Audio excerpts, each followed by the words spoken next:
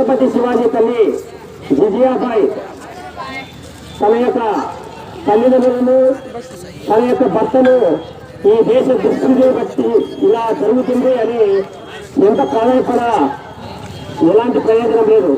అలాంటి శుభ సమయంలో ఆ యొక్క జిజియాబాయి తన ఇష్టదైవం అనేటువంటి ఆ పరమేశ్వరుని గురించి తపస్సు చేసి ఈ దేశ ధర్మాలను కాపాడడానికి నాకు ఒక బిడ్డను ప్రసాదించమని ఆ జిజియాబాయి ఆ పరమేశ్వరుని వేడుకుంది. ఆ యొక్క పరమేశ్వరుని వరంతో ఆ యొక్క శివాజీ అనే పేరు పెట్టింది. అందుకనే శివుని అంశ కాబట్టి శివాజీ.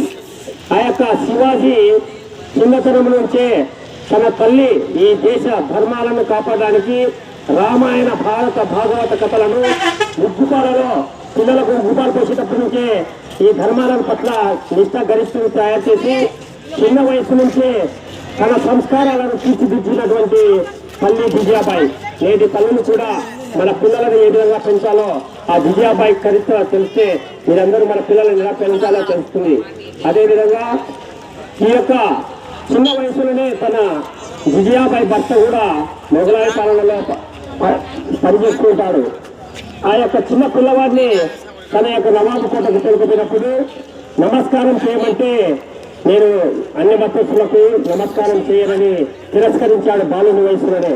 కాబట్టి అలాంటి సంస్కారంతో ఈ దేశం పట్ల ధర్మం పట్ల దేవాలయాల్లో భిన్నం చేస్తున్నటువంటి గోవదలు చేస్తున్నటువంటి సమయంలో ఆ తల్లి ఇచ్చినటువంటి ప్రేరణతో 16 సంవత్సరాల చిన్న వయసులోనే తన తల్లి యొక్క కోరికను తెచ్చి ఒక కోటను జయించి తన తల్లికి బహుమతిగా ప్రదాయించినటువంటి వాడు ఈ మన శివాజీ.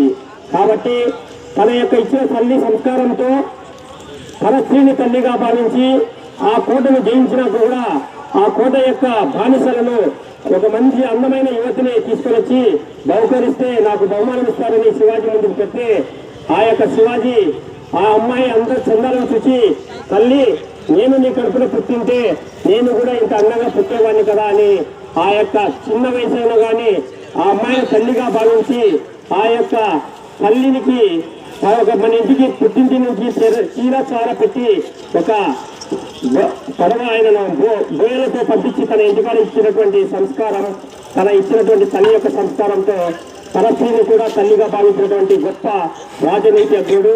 కాబట్టి నేటి యువత కూడా ఎలాంటి ప్రేరణలకు ఎలా తల్లిదండ్రులను గౌరవించాలి, అదేవిధంగా పరస్త్రీని గౌరవించాలి, ఇలాంటి సంస్కారాలు కూడా శివాజీ తల్లి నేర్పించింది. కాబట్టి ప్రతి తల్లిదండ్రులు మన పిల్లలకు చిన్న వయసులోనే ఇలాంటి సంస్కారాలు చేస్తే ఇలాంటి మహనీయులు పుట్టారు.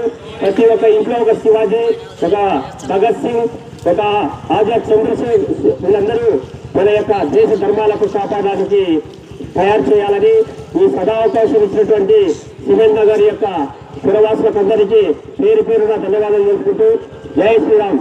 మనం మరణిస్తే మనతోనే పోతుంది, కానీ ధర్మం కోసం దేశం కోసం పాటుపడినటువంటి ఇలాంటి మహనీయుల చరిత్ర తాను మరణించిన ఈ రోజు ప్రతి ఒక్కరం అనుకుంటున్నామంటే మనం చేసిన మంచి పని ఏదనంటే ప్రతి ఒక్కరూ ఆస్వాదిస్తారు. కాబట్టి ప్రతి ఒక్కరూ వారి అడుగుజాలలో నడచాలని, మీరు శివాజీ ఇచ్చినటువంటి స్ఫూర్తితో నడచాలి. ఈ ఎంజాయ్మెంట్ కాదు మనకు కావాల్సింది, ఈ దేశ ధర్మాల కోసం ప్రతి ఒక్కరూ ఒక సైనికుడిగా ధర్మానికి కట్టుబడి నిలిచాలని ఈ సభాముఖంగా తెలుపుతూ ఈ అవకాశం ఇచ్చినటువంటి మీ అందరికీ పేరుకున్న ధన్యవాదాలు. జై శ్రీరామ్. ప్రతి ఒక్కరూ దేశ ధర్మాలకు యువత ముందుకు వస్తారని ప్రేరణ చేస్తూ జై శ్రీరామ్. జై శ్రీరామ్. జై శ్రీరామ్. జై శ్రీరామ్.